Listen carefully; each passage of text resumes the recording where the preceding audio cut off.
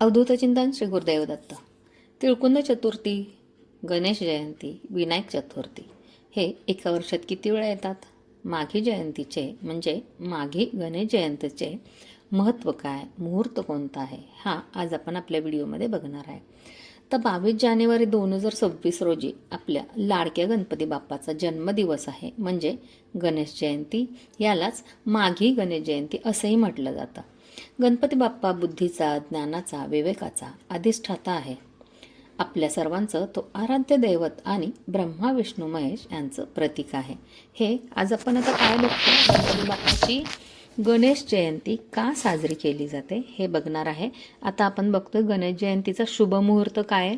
सकाळी 11:29 सुरू होतोय आणि समाप्ती आहे 1:37. तर 2 तास 8 मिनिटांचा हा शुभ मुहूर्त आहे. आपल्याला प्रसाद काय द्यायचा आहे?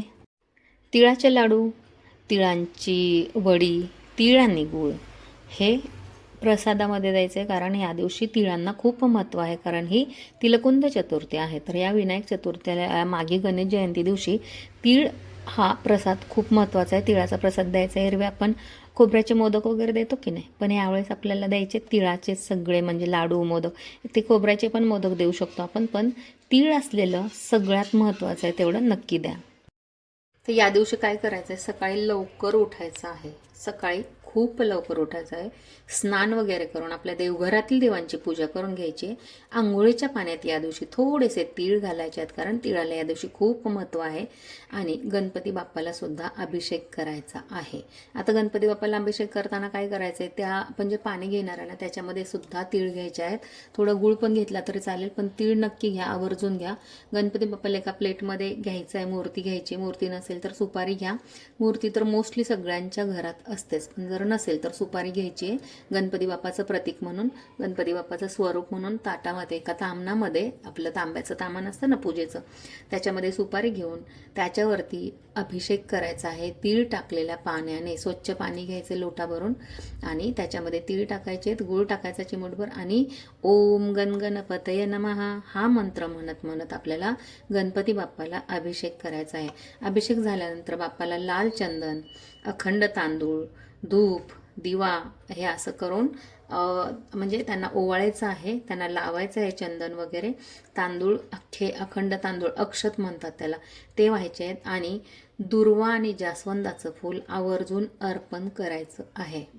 या दिवशी असं केल्यानंतर, असं जर केलं तर आपल्याला सगळे जीवनातील अडथळे पूर्ण दूर होणार आहेत. गणपती बाप्पाचा आशीर्वाद कायम आणि भरभरून आपल्यावरती राहणार आहे, कारण गणपती बाप्पाचा जन्मदिवस आहे आज आणि आपल्याला ह्या सगळ्या सेवा करायच्यात. सेवांचा, उपायांचा व्हिडिओ मी नंतर घेऊन येणार आहे. आज मी तुम्हाला महत्त्व, मुहूर्त, माहिती हे सगळं सांगते. तर ह्याच्यामध्ये पण मी शॉर्टकटमध्ये सांगितले तुम्हाला की दुर्वा आणि जास्वंदाचं फूल आवर्जून अर्पण करायचं आहे, अभिषेक करायचा आहे. अभिषेक झाल्यानंतर जे गणपती बाप्पाला लाल चंदन लावायचं आहे, अखंड तांदूळ अक्षत म्हणून व्हायचे, धूप दीप लावायचा आहे, दिवा ओवाळून घ्यायचा आहे आणि तिळाचे लाडू किंवा तिळगुळ आपल्या गणपती बाप्पाला अर्पण करायचे आहेत, व्हायचे आहेत नैवेद्य म्हणून, प्रसाद म्हणून. आता यामागची कथा सांगते मी तुम्हाला. पौराणिक कथानुसार माघ महिन्याच्या शुक्ल पक्षाच्या चतुर्थीला श्री गणेशांचा जन्म झाला होता. ज्या दिवशी गणेश लहरी प्रथम पृथ्वीवर आल्या तो हा दिवस आहे. याच दिवशी गणेश लहरी प्रथम पृथ्वीवर आल्या होत्या आणि म्हणून या दिवसाला विशेष आध्यात्मिक महत्त्व प्राप्त झाले. भाद्रपद महिन्यात आपण गणेश चतुर्थी साजरी करतो की नाही, या दिवशी जसे आपण मोदक अर्पण करतो तसेच तिलकुंद चतुर्थीला तिळाचे लाडू आपण अर्पण करायचे आहेत, कारण या दिवशी तिळाला अनन्यसाधारण महत्त्व आहे. पुण्यप्राप्ती, मोक्षप्राप्तीसाठी आपल्याला हे खूप म्हणजे फलदायी आहे, अत्यंत फलदायी आहे, शीघ्र फलदायी आहे. त्यामुळे आज आपल्याला तिळाचा नैवेद्य तिळकुंद चतुर्थीला नक्की दाखवायचा आहे. गणपती बाप्पासाठी, गणपती बाप्पाचं स्मरण म्हणून आपल्याला दिवसभर नामजप करायचा आहे. ओम गणपतये नमः या मंत्राचा दिवसभर नामजप करत राहा. दिवसभर जेवढं जमेल तेवढं स्तोत्र पठण करायचं आहे. काय करायचं? स्तोत्र अथर्व शीर्ष करायचं, गणपती स्तोत्र करायचं, ओम गणपतये नमः म्हणायचं आणि आपलं गणपती बाप्पाचं दिवसभर स्मरण करायचं आहे. त्यामुळे गणपती बाप्पाला पण बघा, या दिवशी आहे ना, 1000 सहस्त्र पटीने गणपती बाप्पाचा लहरी, गणपती बाप्पाचा प्रभाव या पृथ्वी तलावरती त्या दिवशी आहे. त्यामुळे गणपती बाप्पा आपल्या घरात प्रवेश करणार आहेत. आपल्या मुलांबाळांवरती, आपल्या संसारावरती, आपल्या घरावरती त्यांची आयुष्यभर अखंड कृपा राहावी यासाठी आपल्याला स्मरण करायचं. गणपती बाप्पा पण प्रसन्न झाले पाहिजेत की आपलं या घरात नामस्मरण होत आहे, प्रसन्न वातावरण आहे, घर स्वच्छ आहे, आपली पूजा अर्चा केलेली आहे, अभिषेक केलेला आहे. म्हणजे गणपती बाप्पा प्रत्यक्ष आपल्या घरात येतात. ते मानण्यावरती आहे बरं का. तुम्ही मनापासून केलं तर ते तुम्हाला त्याची प्रचिती येईल. मनापासून नाही केलं, कोणी तर सांगते म्हणून केलं तर प्रचिती येणार पण नाही, सांगता येत नाही तसं काही सुद्धा. म्हणून मी तुम्हाला सांगते की ह्या दिवशी दिवसभर नामजप करा. गणपतीचे ना 2 प्रमुख अवतार आहेत. एक आहे शिवपार्वतीचा पुत्र आहे गणपती गजानन, आणि दुसरा आदित्य आणि कश्यप यांचा मुलगा विनायक. या विनायकाने काय केलेलं, लहानपणापासूनच ना पराक्रमाची पताका जगभर नांदवली होती. पाठीशी गणपती बाप्पाच्या विनायकाच्या पाठीशी कोणत्याही प्रकारचे बळ नसताना स्वकर्तृत्वावर त्यांनी देवतांनाही संकटातून मुक्त केले होते आणि सर्वांना अनुकूल परिस्थिती उपलब्ध करून दिली होती. देवी देवतांना सुद्धा राक्षसांपासून खूप त्रास होत होता, संकट येत होती.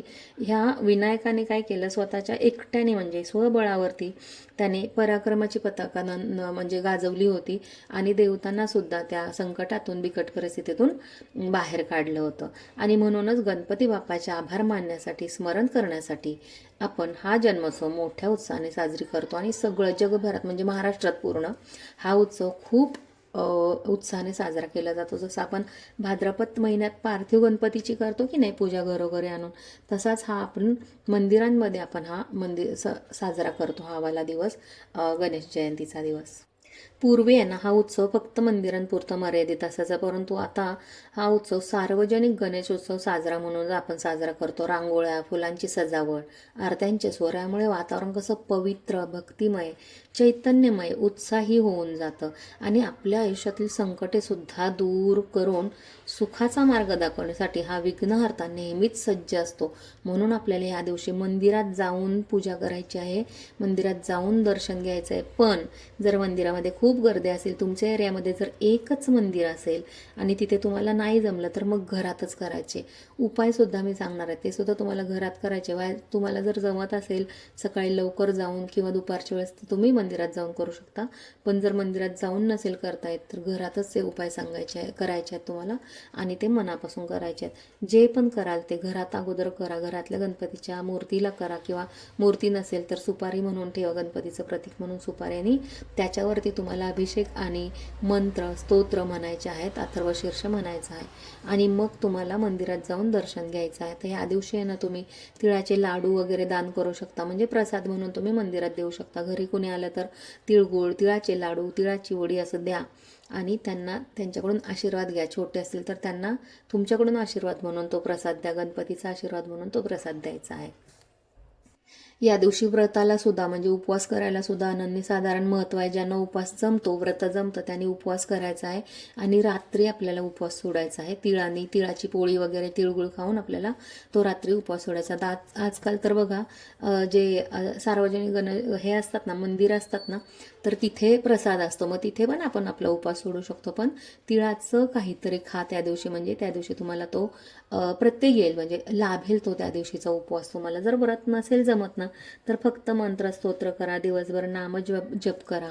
ओम गणपते नमः या मंत्रामध्ये एवढी ताकद आहे ना, ते तुम्ही फक्त दिवसभर गणपती बाप्पाचं स्मरण करून जरी म्हटली ना तरी पण तुम्हाला त्याची प्रचिती येईल आणि शीघ्र फळ मिळेल. आपल्या मुलांच्या म्हणजे शिक्षणासाठी कुठे अडथळे येत असतील, नोकरीसाठी कुठे पण, तर तुम्हाला ना दुर्वांचा एक उपाय करायचा. तो मी आपल्या दुसऱ्या व्हिडिओमध्ये घेऊन येणार आहे. पण आत्ता तर जेवढं सांगितलं ना तेवढं करा.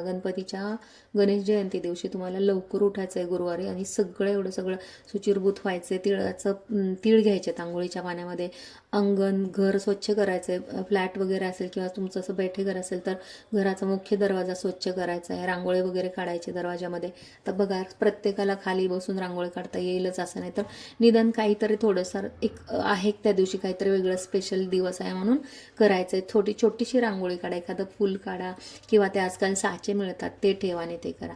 पण ना हे सगळं करा, कारण त्या दिवशी ना एक वेगळा दिवस आहे आणि त्या दिवसाला गणपती बाप्पाला सुद्धा असं अनुभवलं पाहिजे, त्याला फील झालं पाहिजे की आपलं प्रत्येक घरामध्ये स्मरण केलं जातं आणि आपली पूजा केली जाते. त्यामुळे गणपती बाप्पाचं वरदहस्त नेहमी आपल्या कुटुंबावरती आपल्यावरती राहील, कारण गणपती बाप्पा आहे ना बुद्धीचा देवता आहे. तो खूप लवकर प्रसन्न होतो, शीघ्र प्रसन्न होतो, पण आपल्याकडून पण थोडीफार सेवा झाली पाहिजे, म्हणून या दिवशी आपल्याला करायची आहे. लवकरच दुसरा व्हिडिओ घेऊन येते, तोपर्यंत हा व्हिडिओ पूर्ण बघा आणि नवीन असेल तर सबस्क्राईब करा, शेअर करा. ज्यांना खरंच गरज आहे ना त्यांना हा व्हिडिओ शेअर करा, म्हणजे थोड्याफार तरी माहिती मिळतील आणि त्यांना काहीतरी फायदा झाला तर तुम्हाला पण त्याचं पुण्य मिळेल. चला, थँक्यू. पुन्हा भेटूया एका नवीन व्हिडिओमध्ये. तोपर्यंत अवधूत चिंतन श्री गुरुदेव दत्त. ओम गण गणपती नमः. गणपती बाप्पा मोरया.